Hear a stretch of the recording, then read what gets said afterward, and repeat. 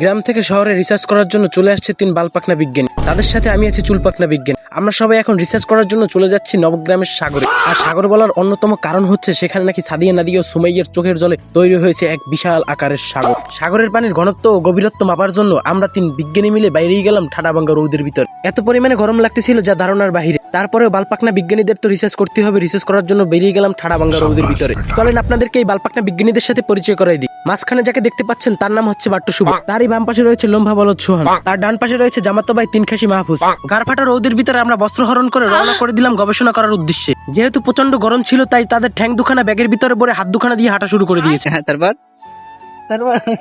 তারপর সাফা তুমি আমার খালতো ভাই রেখাই দিলা। স্টোনের থেকে আমাদের জন্য আসতেছে মহাকাশযান। তার জন্য আমরা স্পেস স্যুট পরে রেডি হয়ে দাঁড়িয়ে আছি আমাদের বড় খালে। এরপরেই আমরা সামনের দিকে তাকাতেই দেখি আমাদের সামনে থেকে মহাকাশ থেকে বাষ্ট হয়ে পড়ে যায় একটি রকেট খুব আস্তে গতিতে চলে গেছে।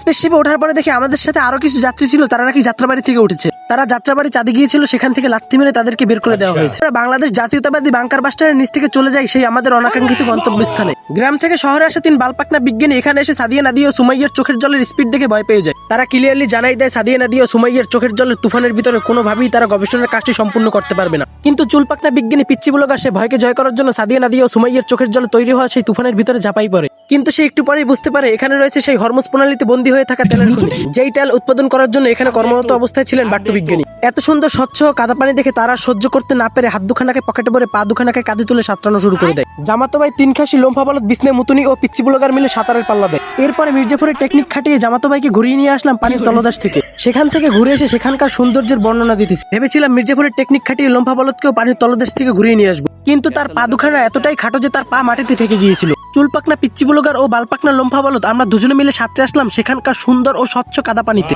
স্বচ্ছ ও কাদা পানিতে সাঁতরে এসে এমন ভাবে সেলিব্রেট করলাম মনে হচ্ছে যেন আমরা মহাভারত অশুদ্ধ করে ফেলেছি। সেখানকার এক্সপেরিমেন্ট ও গবেষণা শেষে আমরা উঠে পড়লাম বাড়ি যাওয়ার উদ্দেশ্যে একটি নৌকায়। গবেষণা চালাতে গিয়ে বাট্টু বিজ্ঞানীর বুকে এসে পড়ে আমেরিকা ও ইসরায়েলের যুদ্ধ মিসাইল। গবেষণা চালাতে যাইয়ে সাদিয়া নদী ও সুমাইয়ার চোখের স্বচ্ছ ও কাদা পানিতে ডুবাইছি ববের ডুবান, যার প্রতিফলনে মনে হইতেছে আমেরিকার একটি মিসাইল চোখের ভিতর দিয়ে চলে গেছে, একদম কুক্কার চোখের মতো লাল হয়ে গেছে। তো আজকের ভিডিওটা এই পর্যন্ত। সবাই ফলো দিয়ে ফলোটা উঠাই নিও আর ভিডিওতে লাইক কমেন্ট করে সেগুলো আবার ডিলিট করে দিই। আর ভিডিওটি কেমন লাগছে তা কখনোই কমেন্টে জানাবো না।